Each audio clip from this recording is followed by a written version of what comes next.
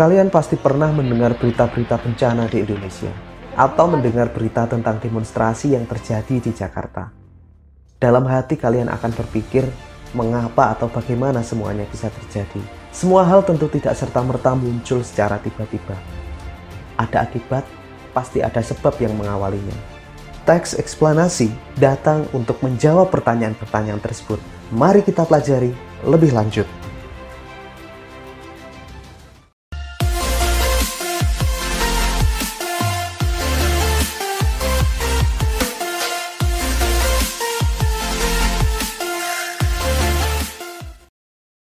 Halo semuanya, pada video kali ini kita akan belajar tentang teks eksplanasi. Apa yang akan kita pelajari? Kita akan belajar tentang definisi, ciri-ciri, struktur, dan contoh teks eksplanasi. Pertama, definisi teks eksplanasi. Apakah teks eksplanasi itu? Kata eksplanasi berasal dari kata explain dalam bahasa Inggris, yang berarti menjelaskan. Secara sederhana, kita dapat mendefinisikan teks eksplanasi sebagai sebuah teks yang menjelaskan proses ataupun sebab terjadinya fenomena. Fenomena yang dimaksud dapat berupa fenomena alam, sosial, ekonomi, budaya, politik, hukum, dan lain-lain. Dengan membaca teks ini, diharapkan pembaca akan memperoleh pemahaman mengenai latar belakang terjadinya fenomena secara jelas dan logis. Teks eksplanasi banyak memuat fakta serta pernyataan yang mengandung hubungan sebab akibat. Teks eksplanasi masih bersaudara dekat dengan teks prosedur. Kedua teks tersebut sama-sama memuat proses. Keduanya juga sama-sama menjelaskan sesuatu. Bedanya, proses dalam teks prosedur sifatnya disengaja dan direncanakan oleh manusia untuk keperluan positif dan produktif, serta memerlukan waktu yang relatif singkat. Dalam teks eksplanasi, kejadiannya bersifat alami, kadang tidak disadari atau bahkan berproses dalam waktu yang cukup lama.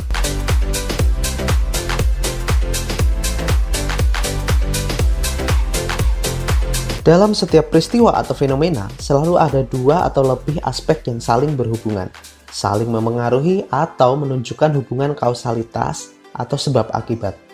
Hubungan-hubungan antar aspek inilah yang penting untuk dijelaskan dalam teks eksplanasi. Sebagai contoh, saat kita berolahraga, kita akan mengeluarkan banyak cairan dalam tubuh. Kehilangan banyak cairan akan membuat tubuh merasa dehidrasi. Akibatnya, kita akan merasa haus dan membutuhkan air untuk minum. 2. Ciri-ciri teks eksplanasi. Berikut ciri-ciri atau karakteristik teks eksplanasi yang dapat memudahkan kita untuk membedakannya dengan jenis teks yang lain. Pertama, ada dua pertanyaan besar yang harus dijawab dalam teks ini, yaitu mengapa dan bagaimana. Kedua, ilmiah. Fenomena yang dijelaskan dalam teks eksplanasi berdasarkan konteks ilmiah, yaitu berupa fakta, realita, teori, dan penelitian. Ketiga, logis. Penjelasan fenomena dalam teks eksplanasi bersifat logis dan teoritis. Artinya penjelasan masuk akal atau sesuai dengan teori yang ada. Keempat, objektif. Penjelasan yang diberikan dalam teks eksplanasi dapat disertai oleh argumen. Tetapi argumen tersebut harus bersifat netral dan hanya berfungsi sebagai penjelas, sehingga dapat dijadikan sebagai rujukan yang valid. 3. Struktur teks eksplanasi. Teks eksplanasi memiliki 3 struktur. Pertama, pernyataan umum. Bagian ini berisi tentang identifikasi fenomena. Penulis dapat menyampaikan definisi, penjelasan umum fenomena, serta latar belakang terjadinya fenomena. Kedua, deret penjelas. Bagian ini berisi tentang proses atau sebab akibat terjadinya fenomena. Penjelasan yang diberikan dapat berupa kronologi maupun sebab-sebab dan akibat yang ditimbulkan dari fenomena tersebut. Ketiga, interpretasi. Interpretasi dapat dimaknai sebagai tafsiran. Pada bagian ini, penulis dapat menyampaikan saran maupun memberikan komentar terkait konsekuensi yang didapatkan dari sebuah fenomena. 4. Contoh teks eksplanasi.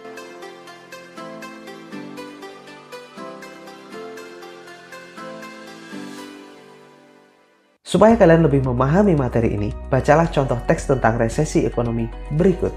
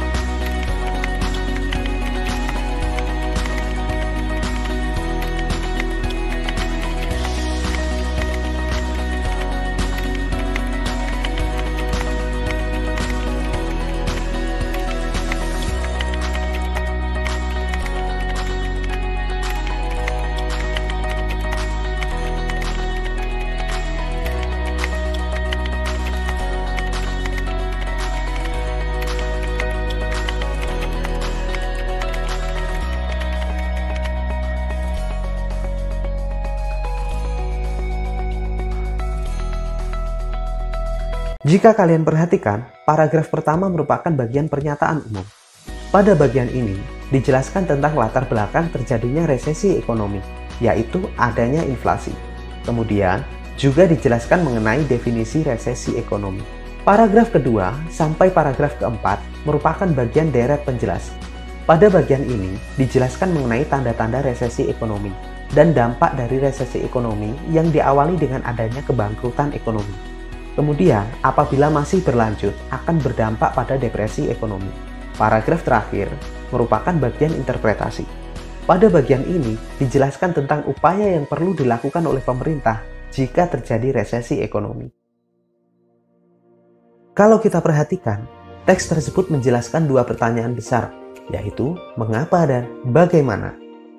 Pertama, mengapa terjadi resesi ekonomi?